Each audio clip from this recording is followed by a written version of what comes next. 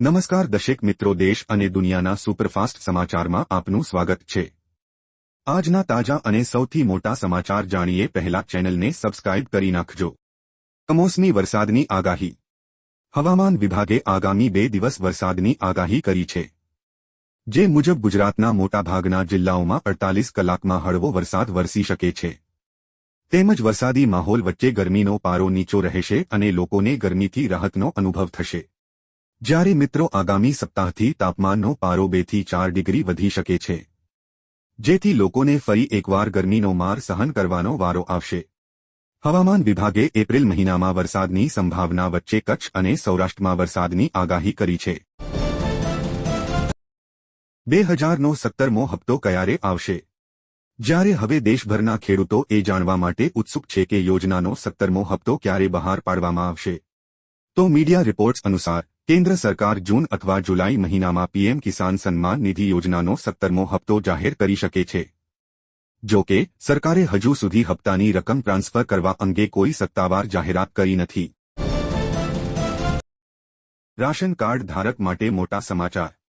ગુજરાતના ration card ધારકો માટે સરકારે સારો નિર્ણય લીધો છે। જો તમે આયુષ્યમાન કાર્ડ ધરાવતા ન હોય તો ઘર બેઠા કાર્ડ મેળવવા માટેની તક છે।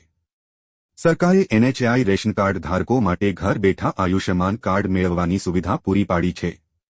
તમે ઘર બેઠા આયુષ્માન વેબસાઇટ એપ અથવા નજીકના વિસ્તારની આશા બહેનો આરોગ્યકર્મીનો સંપર્ક કરી કાર્ડ મેળવી શકો છો। કેન્દ્ર સરકાર દ્વારા ગરીબ પરિવારના લોકોને મફત સારવાર આપવા માટે એક વિશેષ યોજના જાહેર કરવામાં આવી છે, જેનું નામ છે પ્રધાનમંત્રી જન આરોગ્ય યોજના, જેમાં નાગરિકો સામાન્ય બીમારીથી લઈને ગંભીર બીમારી સુધીની સારવાર મેળવી શકે છે। લાભાર્થી પરિવારોને યોજના દ્વારા આયુષ્માન કાર્ડ દ્વારા 3.5 લાખની આરોગ્ય સુવિધા પૂરી પાડવામાં આવે છે, જ્યારે તેમાં સુધારો કરીને હવે સહાય મર્યાદા 10 લાખ કરવામાં આવી છે। કેરીના ઉત્પાદનમાં સતત ઘટાડો। આ વર્ષ ગુજરાતમાં કેસર કેરીના ઉત્પાદનમાં 50% સુધીનો ઘટાડો થવાની શક્યતા છે। કૃષિ નિષ્ણાંતોના મતે આંબા પર મોર બેસવાના સમયે વાતાવરણ યોગ્ય ન મળતા ખૂબ ઓછા ફળ બન્યા છે। છેલ્લા કેટલાક વર્ષોના આંકડા જોઈએ તો ઉત્પાદનમાં ઘટાડો નોંધાઈ રહ્યો છે। 2020માં રાજ્યમાં કેરીનું ઉત્પાદન 12 લાખ ટન હતું, જે 2023માં 9.60 લાખ ટન થયું છે, જેમાં દક્ષિણ ગુજરાતમાં 7.48 લાખ ટનથી ઘટી 4.81 લાખને પહોંચ્યું છે।